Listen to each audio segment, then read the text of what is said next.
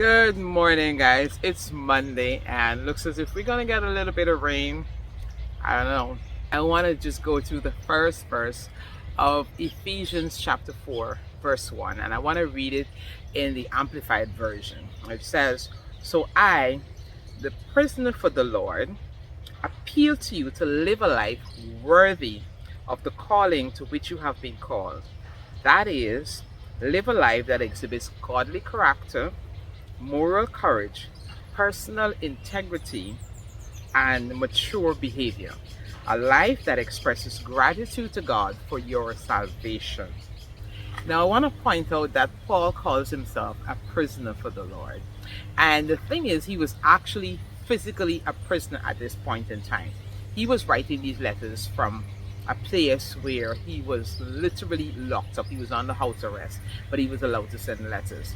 Now, many times we don't have to face those kind of challenges. We face sometimes just criticism or people's opinion, and that kind of stuff for being a Christian. But Paul was literally locked up, and yet he was saying, "Hey, listen, I want you to still live a life." He didn't say like, "Hey, look where this got me. Look what it brought me. I'm here in prison and so on." He says, "Hey, I'm a prisoner, but whatever. I'm still gonna continue to live for Christ." And so he urges us. He says, "Live a life that's worthy of the call that God has on you." And that's just something that I want to remind us of. We name the name of Christ, and people are going to be looking to us to see godly character, personal integrity, and all these things. In other words, in gratitude for the fact that God saved you, God gave you your salvation even when we didn't deserve it, and He's still forgiving us, He's still doing so much for us. Let's do our part. Do your part. He didn't say, like, just put your hands up and pray and this thing is going to just suddenly happen. He says, live your life. He gives you practically a command to do it. In other words, it's going to take your effort.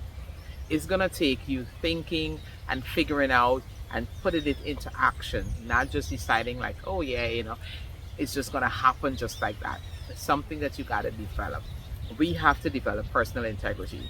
In our interactions, we ensure that we do things in a way that people can trust us, people can know that we stand for what we say we stand for, we do what we say we're going to do, and those kind of things that help people to understand that you're a person of integrity. You place in a position of authority.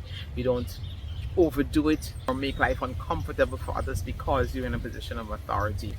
But we're trying our best to exhibit godly character and moral courage. Moral courage means that sometimes everybody is not doing what's right, but it's okay if you're doing what's right. You're not going to just do what's wrong just because everybody else is doing it, but we're going to be trying our best to do the right thing in order to exhibit that godly character. And he also mentions mature behavior. Remember when I first became a Christian, there were just so many issues. I was very reasonably quiet in terms of my personality, but then I had these temper issues, and I remember telling myself that I need to work on them.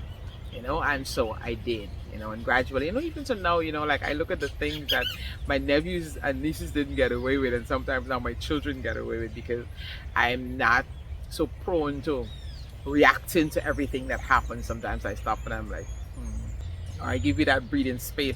I might see you doing something, and the results are already pretty embarrassing for you. I'm not gonna be pounding it on you. I'm just be like, like some of the things that would have, gotten me in a frenzy and this mad reaction and so on. The Bible says that soft answer turns away wrath. Sometimes the person don't realize the result of their action, and sometimes they realize the result of their action and they're embarrassed about it.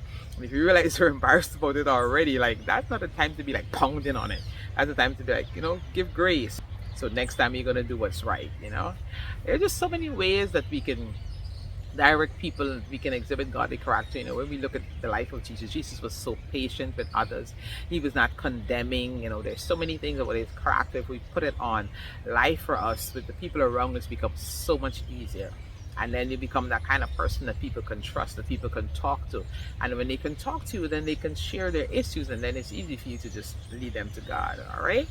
So that's my word of encouragement as we go into this week, that we would live lives that really and truly says, Lord, I thank you for salvation. And so I'm ensuring that I live in a way that's worthy of that salvation and that can draw other people to that salvation for their lives as well. All right? So be encouraged. Remember that He loves you and I do too. Have a blessed day, y'all.